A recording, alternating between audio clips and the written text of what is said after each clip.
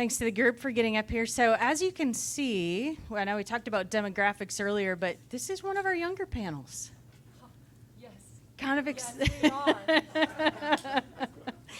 So kind of exciting that we were able to bring this group together as we think about some of the innovative ways to engage both your sellers and your growers, actually, but when we think about marketing and how we do marketing. And from having worked with all three of these panelists in the past, I happen to have good understanding of how they think innovatively and how they think about how you can do things differently when you think about your marketing. And what we're proud of with our tool is that you can actually take your marketing to the next level. And so I appreciate that this group has agreed to come in and have a discussion with us. They're at very different stages in their AgVend experience, but they all have very innovative ways that they think about marketing and how they're thinking about using the AgVend tool going forward. So Jen, I've done this 150 times. Jennifer reported to me at Agtegra. Anna reports to me now. Forever, I will call these two the opposite names. They have always, since Anna called on me when I was at Agtegra, they have always reminded me of each other. And so I still constantly do this to each of them. Like if the other one's not in the room, they're the opposite person. So if Anna, I say that's it again, a compliment to me. Not old age, Harlan. We just had this discussion about old age, and it's certainly not old age. So, but thank you for the input. Yeah, spoken like an experienced gentleman. So on the far side is Anna. Those of you that have not had the opportunity to meet Anna, she's been with AgVend almost since the beginning. I think employee number 4 or 5 or 6 or something from the very start. But as I mentioned, she called on me at Agtegra when we first started to use the AgVend portal, and she and Pat got me super excited about what they were even thinking about at that time. And we've had a great relationship ever since, and excited to have her on my BD team now. And Amy and the real Jen sitting here in the middle. I'm going to let you guys all go through and introduce yourselves. And then Connor, who I pick his brain every now and then about different types of things, because out in the Pacific Northwest, the west side, really thinking a little bit differently than what we think a lot about in Midwest row crops. And so I think even on the Canadian team, some of the things that you guys are thinking about. So turn it over to Anna to help think about the marketing and get you thinking a little more creatively this afternoon. Thank you, Tracy. So they saved the best for last. We are the last panel of the day, so get all of your questions kind of percolating in the back of your minds too. And what's interesting, so Tracy mentioned that these folks are all in different stages of their portal. And what's interesting too is, I'm sure not unlike your organizations, not all of them have dedicated marketing teams. So how can you really take advantage of digital marketing opportunities if you don't have that dedicated team? Or where do you get started? How do you keep things moving? How do you think about digital marketing in your organization? And Connor will have the most unique perspective on that, being a precision ag manager, right? Marketing is not his job. It is not his day-to-day. Yet here he is on the second panel this year with me talking about digital marketing and how the organization that he works with thinks about it and gets it on board.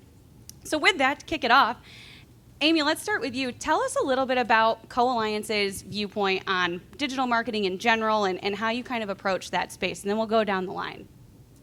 Okay, so hey everyone, I'm Amy Kinsler, Vice President of Sales and Marketing with Co-Alliance, and really, I've been in this role just about 2 years now here at Co-Alliance, and what it represents is a real shift in the way Co-Alliance views marketing. It's a real shift in the culture that we are building around marketing from an ag cooperative standpoint. So we've invested really deeply into a marketing team, actually. We have 5 members on my marketing team. Those 5 members are focused every day on delivering the cooperative message linked to our mission to make sure that we are helping our customers realize our promise of delivering positive ROI and really amplifying their voices across not just our marketplace, but really all of the United States. So that's our guiding light from a marketing perspective. And we've started utilizing a lot of different tools here the past several years. We've really leaned into a lot of, you've got your traditional tools, you've got your traditional billboards, radios, marketing, all those things that we've done.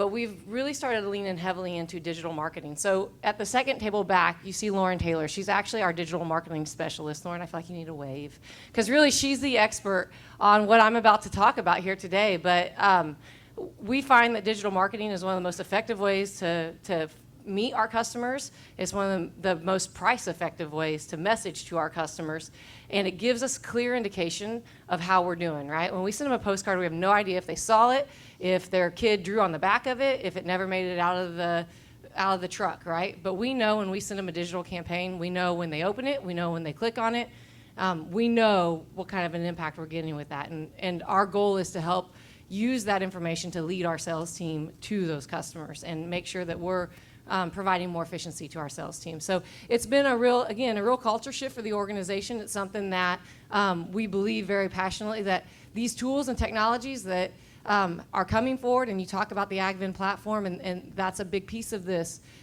We need a full team to be able to execute highly on that and to make the most of the marketing opportunities that come with it. Jen, over to you. Yeah, Jennifer Kilber with Agtegra Cooperative, a marketing lead there. So we haven't quite implemented AgVend yet. We're like this close. And so we just haven't used the digital marketing tools that AgVend provides, and we are very much so looking forward to them. But generally speaking, Agtegra's marketing has been a little bit more traditional, right? So think statement stuffers, direct mailers, right? Just some of the more traditional things. So we're very much so looking forward to being able to track and monitor our progress and our success rates on some of the more digital marketing aspects with text messaging and email and things like that. But I'm actually going to take that question a little bit differently. So we actually have started the AgVend process on the Sales Hub side, and so we haven't implemented the customer portal yet. And so we're starting with sales, and we actually focus, in terms of digital marketing, we focus with our sales team on analytics and reports and giving them insights into their customers and which customers they should go see. And so our mantra is to help our salespeople when they get up in the morning and they drive down their driveway to know whether or not they should be turning left or turning right. And so that's just where our focus has been, is on the sales team side and enabling them and giving them the insights into which opportunities are best, to go after that particular day or that week. And so anyway, that's kind of how we've been traditionally using digital marketing. I'm Connor Lankford. I'm the Precision Ag Manager at Valley Agronomics, which is located out in the Pacific Northwest. We've got locations in Washington, Oregon, Idaho, and Utah. And I came into the marketing world because I had a problem. I built a precision ag program that I thought was really awesome and felt like every grower out there needed to know about it. And I would get frustrated because I would meet with customers and they would say, well, I didn't even know you guys had a precision ag program. And so selfishly, I started looking into ways to get that message out in front of our customer. And over time, that's evolved to where for Valley Agronomics, we think about, how do we make sure that our message is getting all the way to the end of the row. We might have a great program or a great offer or something important that we think growers need to be aware of in our marketplace, but we know that if we try to just push that through traditional channels, that may not always get to the end of the row, or it might be slow, and by the time the information gets there, it's out of date. And so as we've adopted the AgVend platform and looked at what's available there, we've been impressed with the tools that are there, like being able to send an email, being able to segment the customers that email goes to really easily, being able to send a text or an in-app notification. And we feel like we've arrived at a point to where now we can confidently get information out in front of our customers, and we know that it gets to the end of the row. We know who's seeing that. And likewise, we've recognized that there's an opportunity to use that tool internally as well. So it's not just about messaging to our customers, but it's also about messaging internally. And that's been an interesting journey, because I'm sure, like many of you, you've had this experience where you've talked about a program or you've talked about something, and then you get that phone call from somebody who says, well, hey, I didn't know that. How come you didn't tell me about that? And it's interesting to be able to go back in and look and see, well, I did send you an email, but you didn't open it, right? So there's some really valuable tools there that we've found that have helped both on the external and internal communication challenges that we face every day. Connor, everyone always reads emails internally, right? Those never get missed. If it's from Richard Lloyd, it's like 80% open rate. If it's from Connor Lankford, it's like 25% open rate.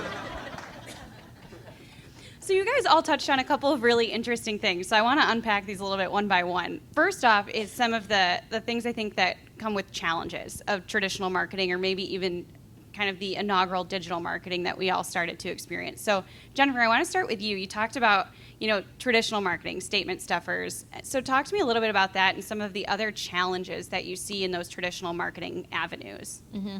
Yeah, so statement stuffers are one of our most hot commodity pieces of marketing. So when I say that, I mean I send out an email every month and I say, all right, business leaders, we've got a statement stuffer coming up. I got to get it printed. What content do you want on it or in it?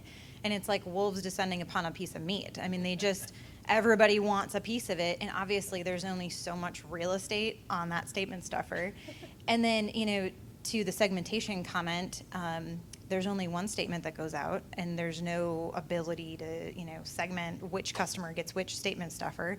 So, I mean, I've got to cover all the bases to customers that, may not be doing business with us in every area, or it's not even applicable to them. And so to be able to, personalize that marketing message to help, soften the lead for our sales teams is going to be huge with AgVend, because, that statement stuffer is so generic and there's no ability to do any segmentation whatsoever. And it's once a month, so it's not very timely often.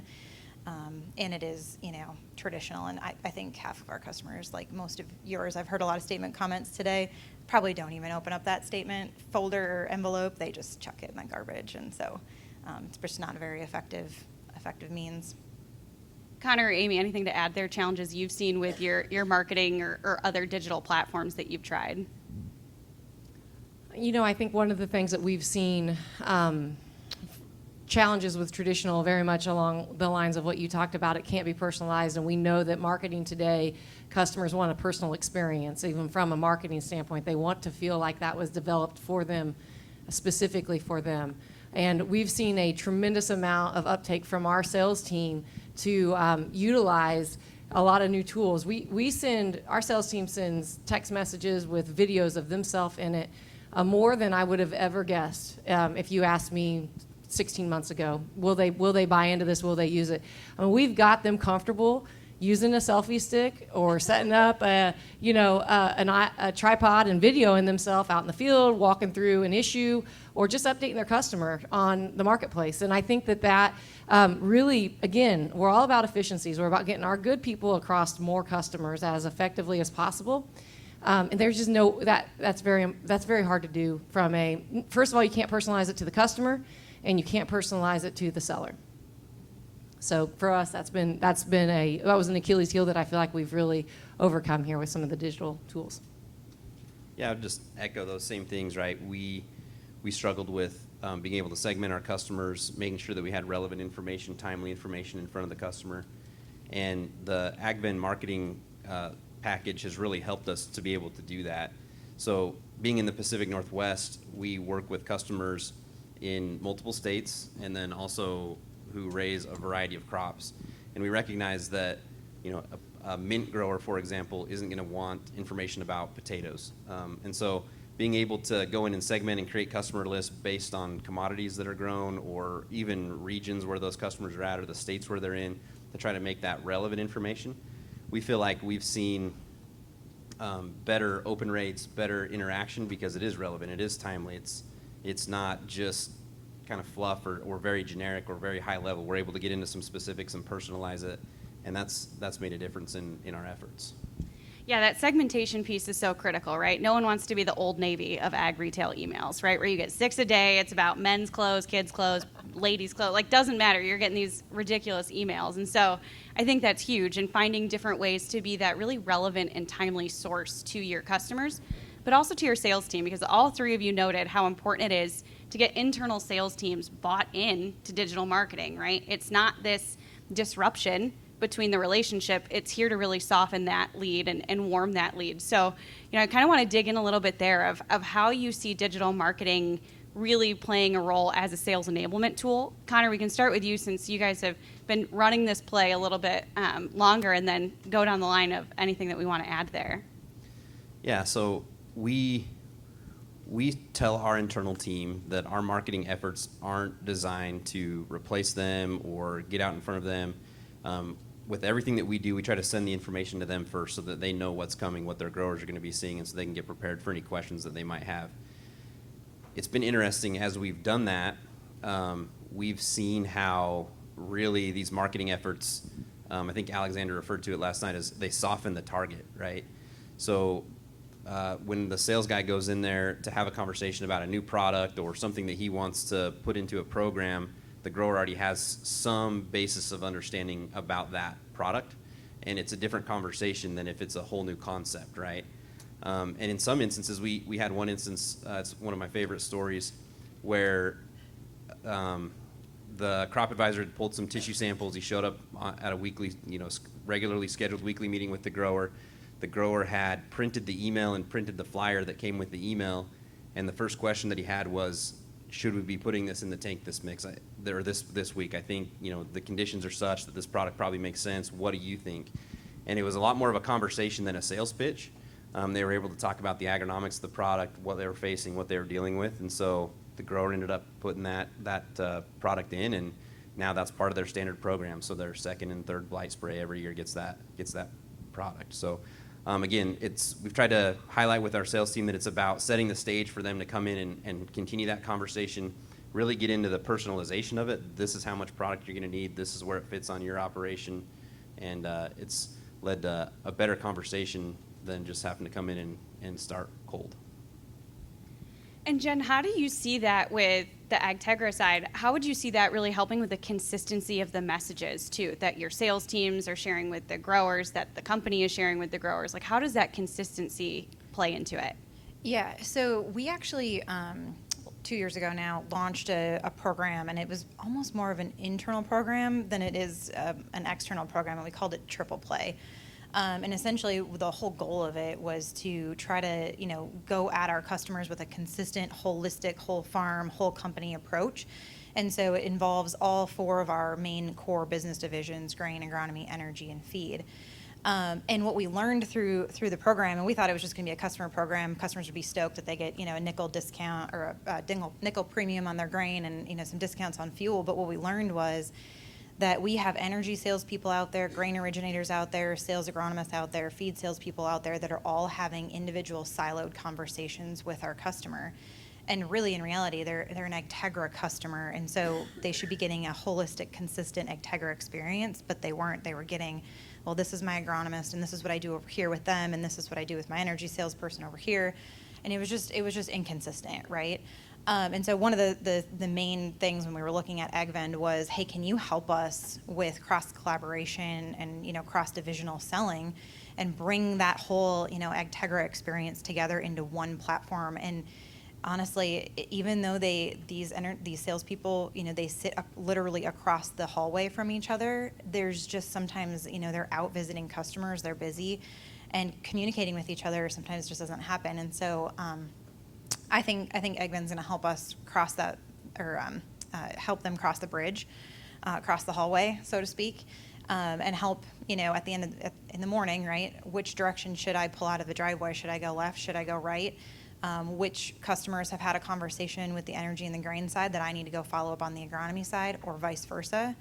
And so we're hoping that AgVend's going to help us with that cross collaboration between the 4 sales departments that we have, and help create a little bit more consistent experience at Agtegra. And Amy, you guys have seen something kind of unique too with your rollout, starting with one particular business unit and then others following. And how did digital marketing, or how do you anticipate digital marketing to continue playing a role in bringing that whole customer together? So probably similar to a lot of the co-ops in here, right? We have 4 divisions. We have an energy division, agronomy division, grain, swine, and animal nutrition. And so for us, when we talked about this product, and we talked about we call it Co-Alliance Connect, when we talked about bringing Connect forward, we looked at where's the low-hanging fruit, where's the quick win, where's the one that we can go out and we can step into and quickly show value with this platform. Because like everyone else that you've probably heard up here today, there's been a lot of starting and stopping on the digital journey for Co-Alliance, and we couldn't afford to fail again. Simply couldn't. So we picked the energy division, and the reason we picked the energy division is because, quite simply, that is the most segmented division we have. We have the most amount of customer segments in that. We have customers that it is purely a transactional buy. We have home heat customers that never see a salesperson from Co-Alliance walk in their door. All they get is a propane truck, pulls up, fills their propane tank, and drives off. Well, how do we market to them better? Wow, this is the system to help us do that. And the majority of those home heat customers, again, a big segment of them, but they're used to doing business online.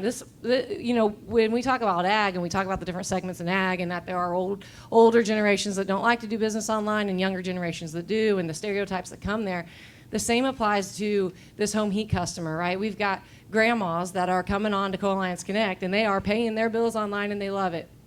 And so for us to go launch into that division was really critical, and we've had tremendous uptake from that division. And our leads in that, and launching that and making it effective, number one, is purely driven from a marketing standpoint, right? Those customers see what marketing puts out. That's their engagement with Co-Alliance. And so our marketing team had to be on.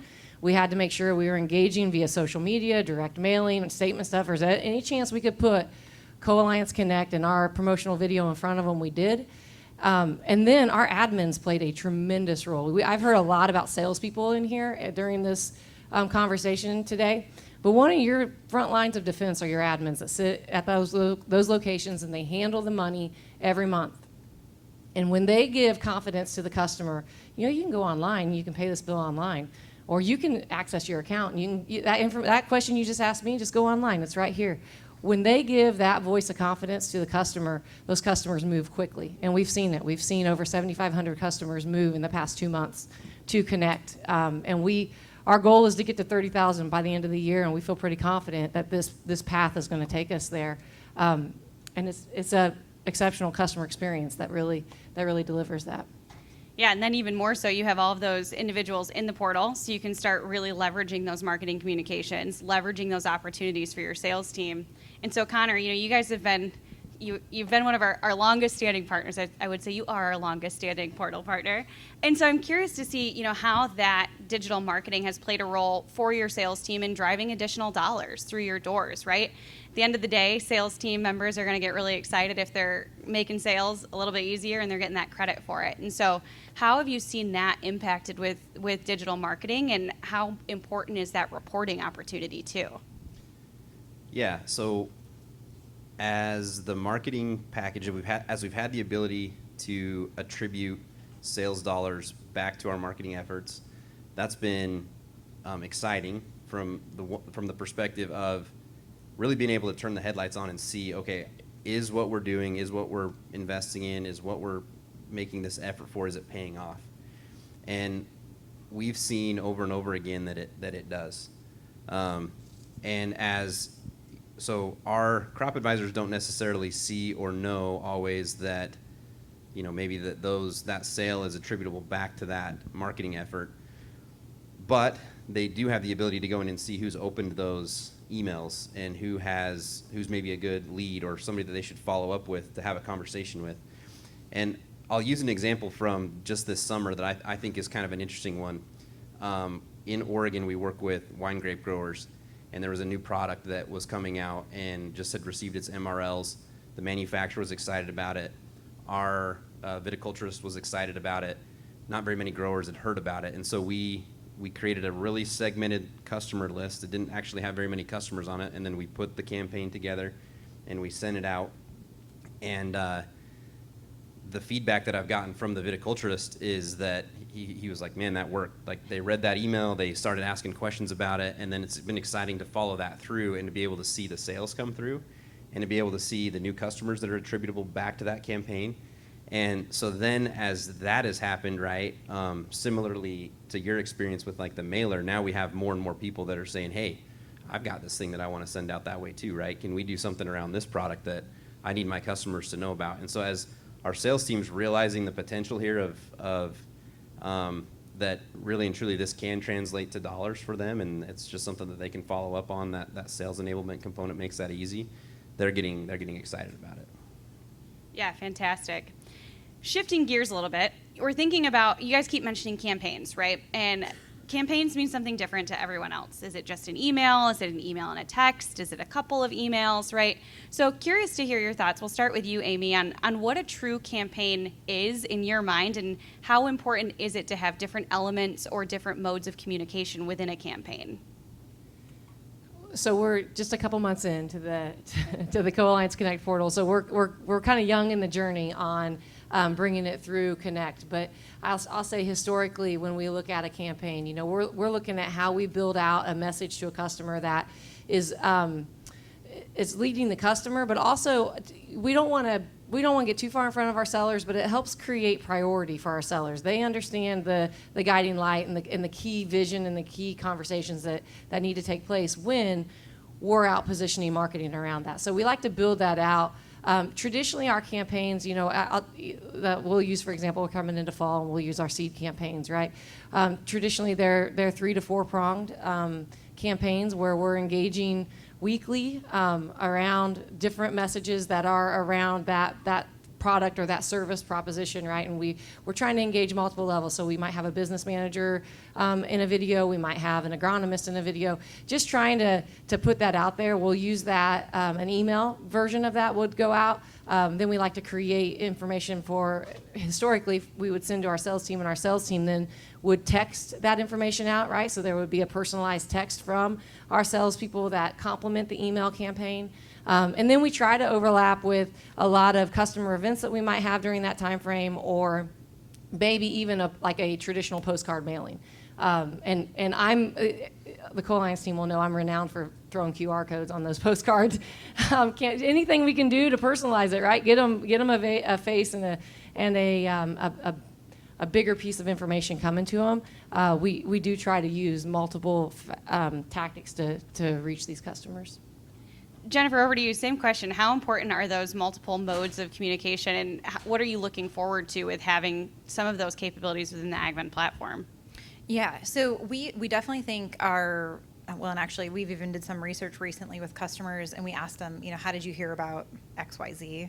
And we had maybe 15 different options that they could select, and by and large, they always selected their seller. Their seller was the one that told them about it. But in reality, they probably also heard it on the radio. They maybe didn't stick in their head, but they probably heard it on the radio. They probably heard it, saw it in the farm forum or saw it on their statement stuffer. And so I think, I keep coming back to this, but it's about softening that lead for that salesperson. And so, yeah, it was probably the salesperson who closed the deal. But we focus on the seller, and that's back to why we started, with the Sales Hub implementation versus the portal implementation. It's why we focus so much on giving our salespeople the analytics and the insights around their customers and which direction to drive, in the morning, because we really think our sellers are the ones who have the biggest influence, right? They're the trusted advisors on the farm, and so they're the ones that are going to help bring home that sale. And so we focus on the seller, but I mean, for sure, we also do, the direct mailers and the supplemental material. We give our sellers a lot of flyers and things like that they can, leave behind. But I am looking forward to, giving the seller a tool that says, hey, by the way, we sent this email campaign out, and here's your customers that clicked on it. Go have a conversation with them because they're probably interested. I think that's the piece that we've been missing and that we're just looking forward to. Yeah, and kind of on that piece, Connor, you shared one story, but have there been any surprises to you or to your sales teams with some of the people who are engaged in these digital marketing campaigns, or some of the folks that, Harlan, I think you said it earlier, we segment people often based on age, and we make assumptions based on what their age is. And so I'm curious if you've had any surprising metrics or experiences with digital marketing. Surprise-wise, I would say it is similar that we see across, whether that's age or operation size or geography, that there's a lot of customers that are looking for this information. We are not nearly as sophisticated as you are in your marketing efforts, right? And so typically what we do is we send a monthly email to each of our regions. We try to make that relevant and segmented to the customers that it makes sense to go to. And then that's a product email. And then in addition, we send a weekly kind of agronomy update or supply insight. And I have been really pleasantly surprised and even a little bit blown away at the number of customers that we have that open those weekly emails and open that monthly email and click on the links, and take a look at the information. Prior to coming onto the AgVend system, we were told, hey, if you get 13 to 20% open rate, you're killing it, like you're crushing it. And today I think our average open rate's somewhere probably around 47% open rate. And so I just am continually, I feel like the message to me there is that these customers are hungry for information, they're looking for information, and so they're excited when they get it, they're willing to open those emails. We don't have very many unsubscribes from our lists, very few, and so that's something that was a little bit surprising as we've gone through this process. Yeah, absolutely. I think those open rates, I heard the same thing my entire career, like, oh, aim for 10, 11% open rate, like that's great, but they're also sending a mass email to 5,000, 10,000 people, right? And so to your point, the more segmented you get, your residential energy customers probably aren't seeing that email on agronomy supply updates. And so having those really personalized touch points continues to make it that super important extension of your brand.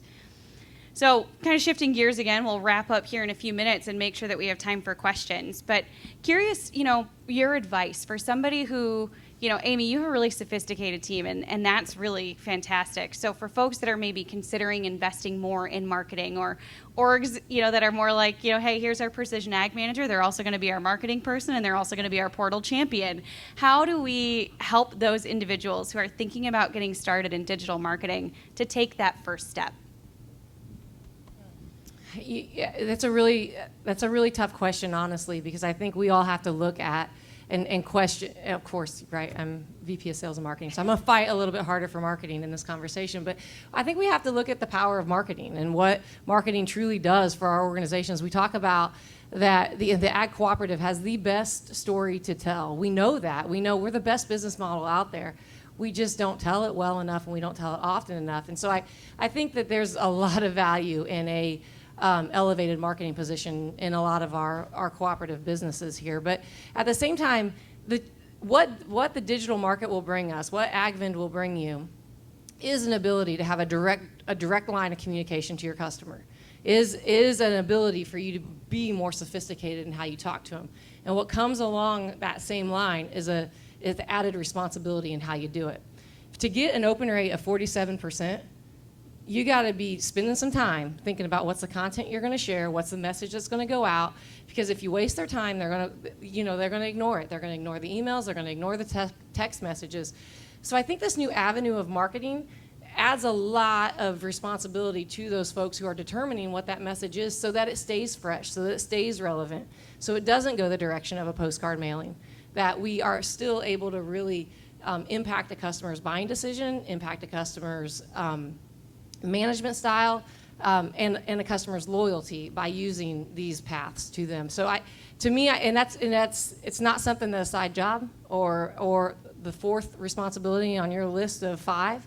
I would challenge how effective you can be when that's the way that you have to approach it. Jennifer, same question to you. How are you thinking about helping folks who are considering, like, hey, I just want to get started in digital marketing. I want to make that message consistent. I want to soften that target. How can they get started in digital marketing? Oh, I just say just get started, right? I mean, and I think look at your personal life, or even look at how a farmer interacts in other ways besides their business. I mean, we're on our phones, we're interacting, and we're doing business online as it is today. And so why not be in digital marketing for ag? And they always say that ag kind of falls behind or is a little bit behind times. And so I think we all need to meet our customers where they're at, and that's on their phone, right? And so dive in, just get going on it. The sooner rather than sooner the better.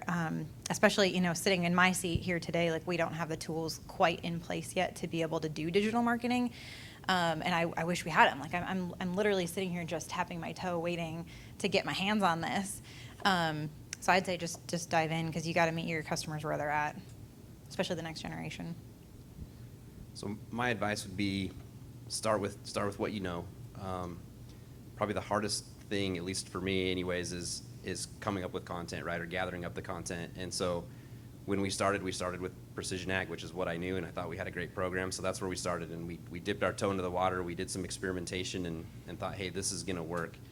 And then from there, I think it's important that you look at programs and opportunities that you have that are important to your customers, and don't just assume that that message is getting distributed as far as wide as you're hoping. One of the things that we did right out of the gate the first year that we had access to this tool was we did some marketing information around our prepay program.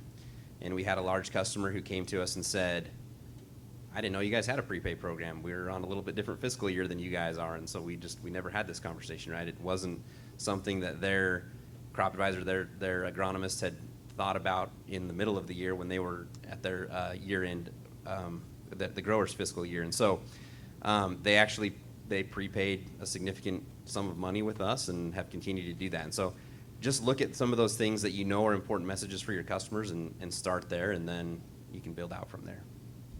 Yeah, and I think on top of that too, you guys touched on a little bit those different business units too. And so those important messages, how can you take that precision ag program and tie it in with a new product that those customers should be thinking about? Or how can you take those feed customer messages or energy, tie that in with agronomy? Or hey, we've got a grain drying program. Here's also a fungicide you should be thinking about. And you book early and you get X amount of benefit, or whatever those things are. Yeah, and I think just getting started is the key thing too. You know, you mentioned it early, Amy, you couldn't fail again. And so I know that it can seem very daunting, right? I'm sure you guys all felt a little nervous every now and then about marketing, but just taking that first leap is super important. So I want to stop there with kind of my canned questions and then open it up, really see what you guys have on your mind, see what questions or thoughts you have that you'd like to share with the group or pick their brains on. And please, not everybody raise your hand at once. Yeah. I was wondering, have you submitted, like, maybe some marketing people who haven't on the portal? So, like, we have people we've invited, we have their email address, we have their message number, their mobile, but we've been holding back on those people so they actually do it for us. We've been proactively marketing people who have joined. So let me repeat that question, and then we'll kick it to Connor first, then Amy, since you guys are the two that are live. So the question was, hey, we've invited this section of customers. They're pending in their account status. We have their email. We have their cell phone number. Are we pushing any campaigns or marketing collateral to those individuals, or are you waiting until they've decided to activate their account? Connor, we'll start with you. We do market to those individuals. So if they've been sent an invitation to the portal, we market to them. The only group that we don't market to today is the group that has not been invited to the portal. So we do have some customers that today we have not yet invited at all. So we don't market to them, but we market to active customers and pending invitations. And have you seen any, I mean, this is probably a really in-depth question off the top of my head, but have you seen any conversions or different changes in behavior with certain marketing campaigns to those pending users? Yeah, absolutely. So we don't do a lot of marketing about the portal itself. But we continue to see customers every month come onto the portal, and those invitations become active customers. We try to always link our campaigns, our email campaigns, back to the portal, so there's a link back to a product or to something, and we see eventually over time those buttons get clicked and that account gets activated. So that's been an aha for me, actually, that as we've been here at this retreat. We haven't been. Well, initially, right, we started with just really honed in on our energy team. And so we spent a lot of time and effort to the energy customer, which was a little cross collaboration, right, with your agronomy and grain and swine, depending on if you had business and all those other divisions. But we've kind of had a slow burn on agronomy, but we're getting ready to turn it up here as we head into the fall season. I didn't realize that you could market directly from Connect to those customers if they weren't on Connect. That was kind of a roadblock in my brain, right? We're still using Constant Contact and hit them up from a texting perspective, and doing a heavy lift on the engagement and metrics and serving that back out to our sales team. So actually that's been a real learning for me here today, and I think that we definitely should look at, our communication efforts, how we drive those through Connect to drive the customer back to Connect. But a little different than you, Connor, we have aggressively really marketed Connect as a service that we bring, and as a differentiated customer experience. We've spent a lot of time and effort around that message to try to get a customer to sign up and come on board. And the reason why we've done that is because, like I said, we have been down the path a few times before. So we needed to make sure the customer knew that this was a clear priority, and we expected a positive result. I have a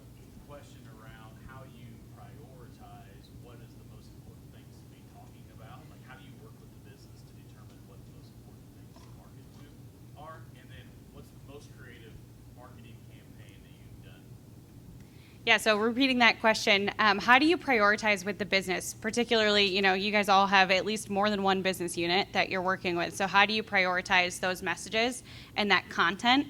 And then second part was, what's the most creative or fun campaign that you've run? So Jennifer, how do you prioritize? Well, at least start with that one with you. How do you prioritize, or how do you plan to prioritize?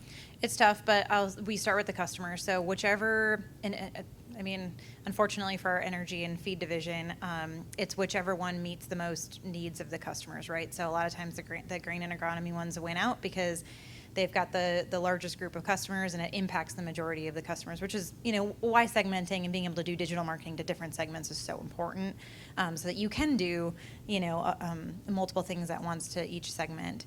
But yeah, whichever one impacts the biggest amount of customers, and, probably also, at the end of the day, brings the most ROI either for the customer or for us. And what's a fun campaign that you guys have run so far? I would say our back to our triple play one, it's been fun because it involves all 4 divisions of our organization, and it leaves nobody out. It's a holistic, whole farm offer, and it's fun, right? Because it involves the whole entire business, and it gets them to come and do the full acre with us. And so that, just from that perspective, it's been fun. Connor, over to you. So the way we approach setting up our marketing calendar, essentially we will meet yearly with kind of the regional managers in each of those states. We discuss products and some of the things that are important to them. We also talk about other topics that maybe make sense to market or talk about during that time of the year. And then we come up with a plan that looks out for a year. And then we review that quarterly and talk about, is there any changes? Does this still make sense? Timing-wise, does this need to shift? And then as we get into the month, where we just run one monthly product campaign, we'll actually talk about, does it make sense to do this early in the month or late in the month? What's the most, what's the timing that makes the most sense? When's this going to be the most relevant to the customer? So that's the way that we approach it. Priority-wise, I probably have a little bit of an advantage. We're just working with our agronomy team. So we do talk a lot about, hey, we don't want to bombard our customers with messages. We want to make sure that, we're not spamming their inbox. But because we're just working with one division, we have plenty of time in the month to get done the things that we need to do. As far as the most fun campaign that we've ever done, man, I don't know.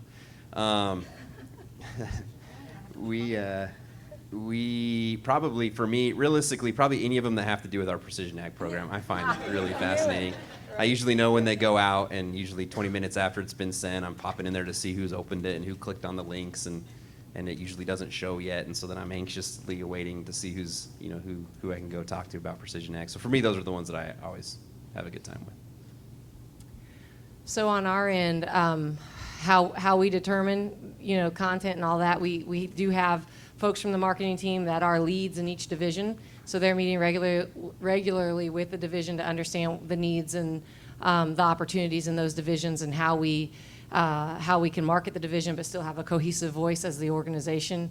Priority-wise, our energy team thinks they are top priority. I can say that because no one in here is with Co-Alliance Energy. But they, and they have a very, again, I talk about taking a marketing perspective on it.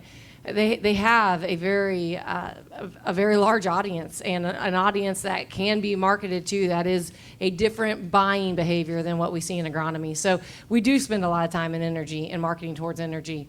But our agronomy team as well, there's a lot of priority around that business partner message and how we get that message across to a broader customer base. We, just like everyone else, finding good salespeople, equipping salespeople to be powerful on the farm.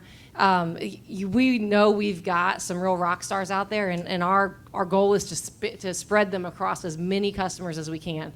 And this platform and our digital marketing tools allow us to do that a lot more effectively and allow them to touch more customers more often. From a creative standpoint, we just really finished up. We merged with another cooperative, with Harvestland Cooperative, a almost 2 years ago now at this point. And so we just came through a really creative phase where we took the time to really understand who we were as an organization, what our values were, our mission as a new cooperative. What do we want people to think about when they think of Co-Alliance Cooperative? And so we just launched this past winter our We Deliver campaign.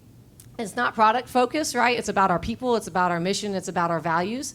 But I think for our team, that was a lot of fun. And it really helped us build culture in our organization. So for us, there was no question that that's been really our pride and joy here for the past several months. Fantastic. Yeah. Can you give an example of like a quantified growth in sales from some of the campaigns that you've done? That's one, and another one too. Are any of those campaigns done in other social media platforms? Yeah, so two-part question. First part, can you add any quantifiable growth in sales from a marketing campaign that was done? And then second part of that is, how is social incorporated into campaigns in general, or those campaigns specifically that resulted in growth? So Connor, I don't know if you want to start with that one, and then you can go down. Yeah, you bet. So the one this summer that I mentioned, right, that was basically 0 to 100%. So I know that's not what you're looking for. The one that probably sticks out, the one that I think was the most interesting for me, and probably the one that I'm most proud of, is going back to that prepay email that we sent out about the prepay program. So the first year that we did that, our prepay grew from 20 million to 50 million. And I know that's not all attributable just to the information. The growers had a good year. They had money. They were looking for something to do with it. It happened to be at a time when buying paint and equipment was a little bit difficult, and so there was kind of a confluence of different factors there. But the fact that we had that information out and in front of those customers in a consistent way, I think definitely helped with that. And then do you guys incorporate social into any of your campaigns, or primarily using email, text? No, we do, yes. So we have a social media director that works for Valley-wide Co-op, which is one of the owners of Valley Agronomics. And we will look at the campaigns that we're doing, and if there's products that make sense across all of the geographies, she will also put together a social media post about those. And those typically go out on Instagram and Facebook. Jennifer or Amy, any stories you want to share? Yeah, I don't have any specific numbers or anything, but it always seems like year 2 things pick up for us, right? Because what happens is, what we find is that the first year we launch something new, the sales team will take it to their core group of customers, so we do get some traction, but then it's always year 2 where we get the majority of traction, because that's when all the other customers start to hear about it. And so that just kind of probably tells us, honestly, that we don't do a good enough job of communicating to all of our customers about the offer or the product or whatever it is we're trying to talk about. And so I think we can do a better job of trying to reach all of our customers that it affects, versus just the ones that our sales team is comfortable going out and having that conversation with. So hopefully, I think once we start using some more digital campaigns, we can help soften that lead and get that information out to all of our customers, so that they know about it, right? They're aware. So that question is really similar to one my CEO gives me every month when we sit down and talk about the marketing spend. I think that it's something that we really look forward to having Co-Alliance Connect with AgVend to really more directly correlate. Right now, it's not been a direct quantitative. We know that this campaign drove this result by grower. We have always struggled with that. And so really looking forward to AgVend helping us make that connection. But we have definitely seen, the movement, right? You run a fungicide campaign, and this past year we ran it earlier because we wanted to get movement on fungicide earlier because of supply concerns. We saw movement on purchases of fungicide much, much earlier that tied along to the campaign. Was it the campaign? Was it because our sales team were focused on it because there was a campaign? Was it just because that message of supply was out there? All those factors probably all added together to make that movement happen. On our propane side of the business, we have a little more of a quantitative view of that because we use a third party, right? When we're out prospecting propane, we're not able to get access to those third-party customers, those prospect customers. So we use a third party to help us identify them They help us quantify it a little bit, but still, there's work to be done to make sure that we are effectively driving results with our marketing campaigns. So I look forward to that from the AgVend side of things. From a social standpoint, I should have mentioned that earlier. Every campaign we run, we try to echo socially. Lauren is really the expert again on this, but if we're doing it in certain areas, we'll promote in certain areas. We'll run social campaigns based upon the areas that that marketing campaign is being run, and customize it to our different areas across our footprint. So that's a really powerful tool to engage customers and prospects alike, and stakeholders just in general, engaging the population around what we do as a cooperative. Kind of goes back to that hitting customers in the areas that they want to be communicated with, right? Like, do they want to be seeing it on Instagram? Do they want to be seeing it on their email as a text message app notification? And really making sure that they're seeing that message frequently, consistently, and so they have that in the back of their mind when their salesperson comes to chat with them.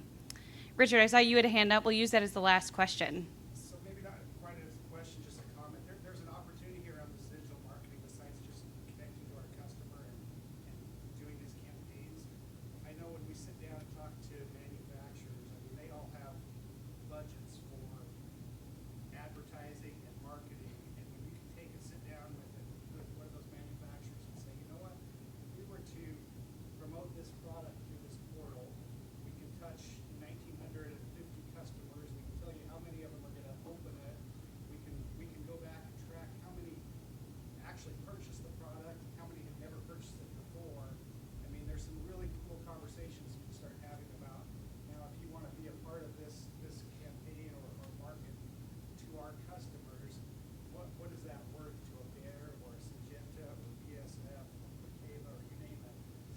Really good opportunities, not just to do the right thing as far as getting good information out there that our growers eat up, but in many cases to create some revenue that we haven't looked at or got before. We're not talking just a 0.5% for EDI and a program and getting a little bit more of a rebate. It's like let's find the real dollars out there that would help us pay for the great marketing team that we have and be able to create revenue so that we get great content to our growers. And they have great content that it can fit right into this as far as those things. So again, it's back end, but it really helps our portal relevance to it.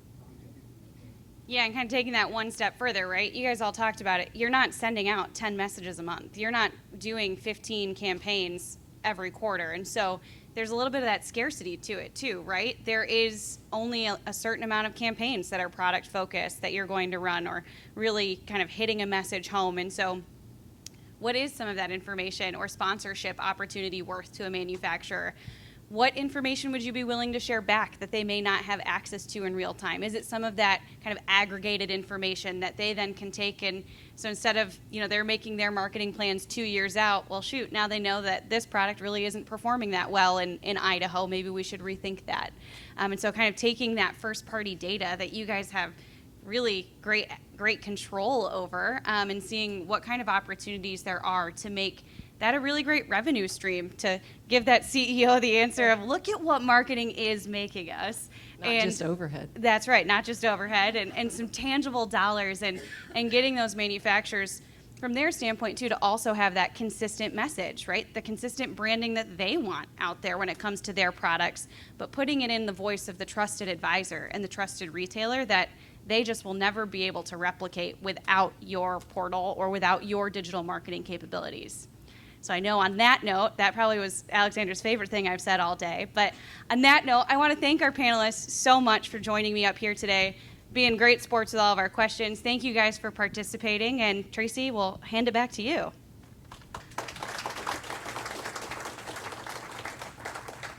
Awesome, thank you. My most of my background is in sales and marketing, so to use a young person's term, I get geeked out when they talk about this. So they use these terms, and I'm like, what?